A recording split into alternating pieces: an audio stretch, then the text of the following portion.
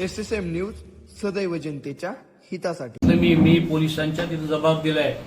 मी थेट सांगितलं, तो गरजे तिथं बोलला, जयाभाऊ ऑपरेशन यशस्वी झाले आणि पुढचं सुद्धा करतो। आणि पोलिसांचा वापर होता ह्या प्रकरणात, पोलिसांनी बळाचा वापर केला। पोलिसांना कोणाच्या आदेशाने वापर केला असं वाटतं? जयकुमार मी पोलिसांना बळाचा वापर पोलिसांनी इथले पोलीस अधीक्षकाच्या ह्याने केला। जो देवकर जे LCBचे प्रमुख आहेत, गरजे जे इथले आहेत, ही जी पोलीस अधिकाऱ्यांनी जिथं हे केलं, त्यांनी माझं किडनॅप आणि संदीप मांडव्यांचं खऱ्या अर्थानं आमचं किडनॅप केलं। मी त्यांनी माझं किडनॅप केलं होतं, त्याच्या संदर्भात सगळी प्रक्रिया पूर्ण झाली। मी तसं माझ्या काही लिगल जिथं मला मांडतं तिथंही मांडणार आहे, तशी मी कायदेशीर न्याय मागणार। की ज्याचं अपहरण झालंय अशी व्यक्ती तिथं ओरडून सांगते पोलिसांना की मी इथं उपस्थित आहे। माझं म्हणणं आहे का, म्हणजे कोणतरी एक व्यक्ती उठतो आणि एक जणाचा खून झालाय म्हणून गुन्हा दाखल करतो आणि तो खून येऊन समोर सांग, ज्याचा खून झालाय तो समोर येऊन सांगतो मी जिवंत आहे, मी जिवंत आहे। असं असताना सुद्धा पोलीस तिथून आम्हाला अपहरणाचा आणि बापूसाहेब शिंदे यांच्या खून करण्याचा प्रयत्न, म्हणजे आमच्यावर काय कलम लावली, माझ्यावरती आणि संदीप दादांच्यावर त्यांनी बापूसाहेब शिंदेचं अपहरण करणे आणि त्यांचा खून करणे अशी एवढी, ज्याच्यामध्ये 7-7 वर्ष 10-10 वर्ष शिक्षाची कलम आहेत, अशी कलमं लावून पोलीस आम्हाला इथून ओढत जनावरासारखी घेऊन गेले। आमच्या घटनेची पायमल्ली केली। खरं तर लोकशाहीमध्ये ते इलेक्शन साताऱ्याच्या जिल्हाधिकारी कार्यालयाच्या अखत्यारीमध्ये होतं। जिल्हाधिकारी साहेबांनी माहिती की 100 मीटरच्या आत फक्त मतदार सोडून कोणी यायला नाही पाहिजे। तुम्हालाही माहिती आहे, तुम्ही सगळे पत्रकार बांधव म्हणून काम करताय, 100 मीटरच्या आत फक्त मतदार येऊ शकतो। असं असताना 5-10 मीटर अंतर, 5-10 फुटावरती, म्हणजे सभागृहाच्या दरवाजा आपल्याला माहिती 10 फूट आहे बाहेर, त्या 10 फुटाच्या आत 100 पोलीस येऊन उभे राहिले होते आणि त्यांनी आम्हाला जनावरांसारखं ओढून नेलं। तुम्ही पुढची जर स्टोरी ऐकली तर तुम्ही अवाक व्हाल।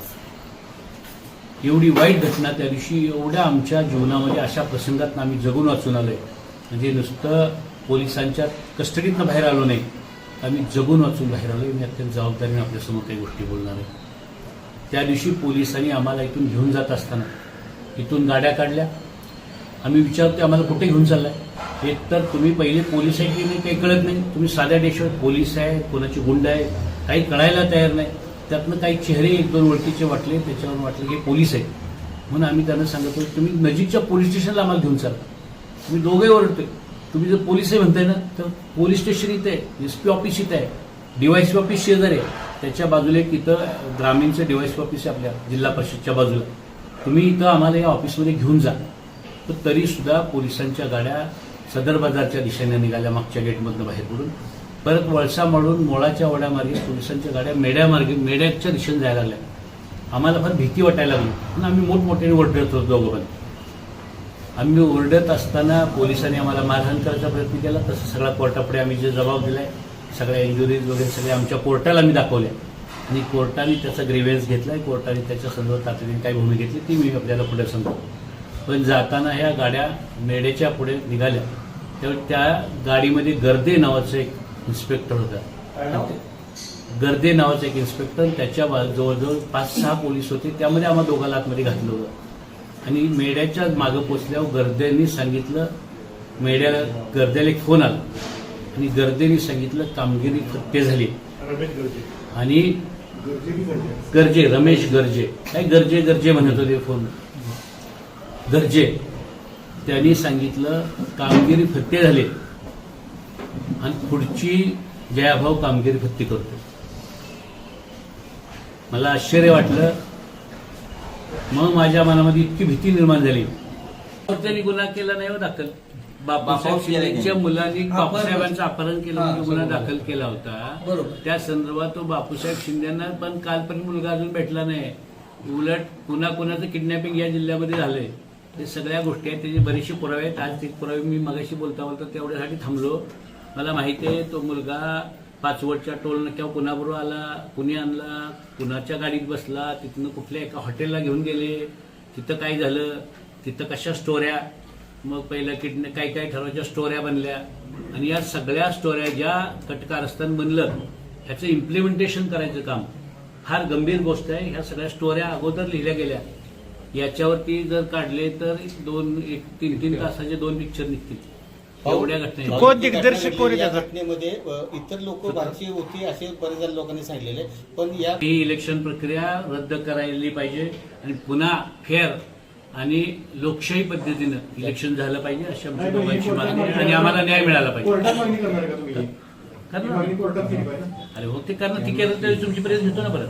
आता सांगतो की या राज्याचे ग्रामविकास मंत्री जयकुमार गोरेंचा फोन होता. आम्हाला तिची नंतर कल्पना आली, फोनवरनं बोलताना आलं आणि ह्याचं षडयंत्र या सगळ्याचा सूत्रधार ते स्वतःच आहे. भाऊनी पण आपल्याला सांगितलं की दुसरं तिसरं कोण नाही, ह्याचं सर्व सूत्रधार ते स्वतःच आहेत. आम्हाला पूर्ण कल्पना आहे की मान मतदारसंघातनं अनिल देसाई निवडून आलेत आणि त्यांच्या आमच्या खटाव मतदारसंघातनं मी निवडून आलेलो आहे. आम्ही त्या ठिकाणी त्यांच्या विरोधात दोघं निवडून आलोय म्हणून हा खोटा आरोप आमच्यावर घेऊन आमच्या दोघांच्यावरच गुन्हा दाखल करायचं नियोजन केलं त्यांनी. आणि आताही आम्हाला शंका आहे इथनं पुढे, तर इथनं पुढे सुद्धा आमच्या जीवितास पण धोका आहे.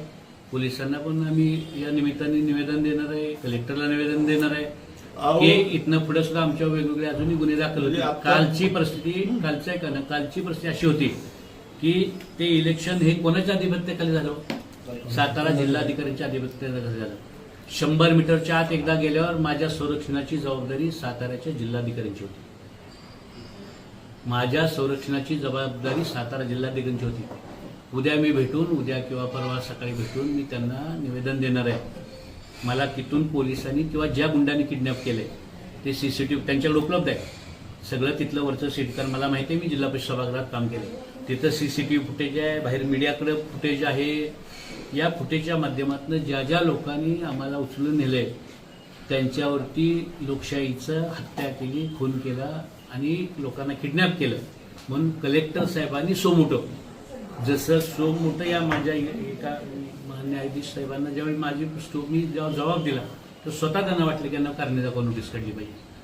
तर जिल्हाधिकारी साहेबांना सुद्धा माझी या निमित्ताने विनंती की त्यांनी स्वतः पुढे येऊन त्यांच्या मतदाराचं अपहरण झाले. सातारा जिल्ह्यामध्ये जे इलेक्शन होतं ज्यांच्या नेतृत्वाखाली होतं त्या 100 मीटरच्या हद्दीतली सगळी जबाबदारी कलेक्टर साहेबांची. निलमताईंनी एक आदेश काढलेला होता, तो आदेशाला विरोध झाला आणि नंतर मुख्यमंत्र्यांनी तो आदेश काही काळासाठी रद्द केला किंवा त्याच्यावर चौकशी बसवली. तुषार जोशींवर निलंबनाचा जो आदेश काढलेला होता त्या सगळ्या हे वरच्या लेवलचे विषय मला काय आम्हाला सांगता येणार नाही. कोणाला काढली एसपीना काढली ह्याच्या हे काय तुम्हाला कॉपी देतोय. याचा जो इन्व्हेस्टिगेशन ऑफिसर जो आहे अरुण देवकर, या अरुण देवकरला कोर्टाने या सगळ्या प्रकरणाचं तुम्ही बेकायदेशीर केलंय. तिथलं बिहेवियर आम्ही होतो दोघं कोर्टात, ते पाहिल्यावरती म्हणजे हे नाही, पण ही नोटीस आल्यावरती आणि त्याच्यावरती काय उत्तर देत आहेत त्याच्यावर आम्ही पण आमच्या पद्धतीने पुढे 4 तारखेला पुन्हा निवड आहे, परत तुमची तशीच मतदान प्रक्रिया आहे. तर आता अजून आम्ही आलोय बाहेर, तर जगून वाचवून आले. तिथं एन्काउंटर 4 तारखेच्या हिशोबाने करायचं होतं की काही मला माहित नाही, कारण अजून निवडी असतात. पण आता वाचलोय. बघूया 4 तारखेला काही लोकांनी या निवडीच्या बचेंगे तो और भी लढेंगे. अरे काही लोकांनी लढायचं काय संबंध? काही लोकांनी ही जी निवड